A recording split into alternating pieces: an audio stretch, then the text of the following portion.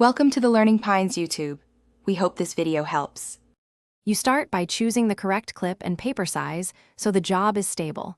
Once chosen, stack your documents with edges aligned. Open the clip fully, then slide the stacked paper in so the top sheet sits under the clip's teeth.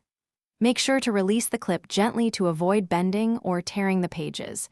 This protects margins and keeps tabs visible for quick reference.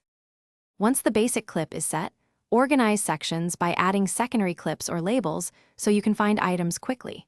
For heavier stacks, position clips closer to the spine or use corner clips to distribute pressure and prevent edge damage. If you expect frequent handling, insert paper guards or reinforcements to protect holes and corners.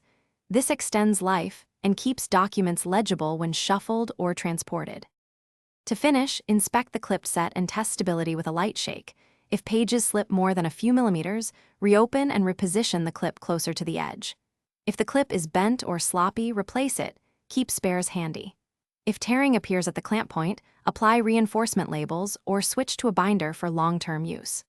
Remember this single troubleshooting tip. When tears start, stop reclamping and reinforce first to prevent further damage. Thanks for watching. Consider subscribing if we helped you.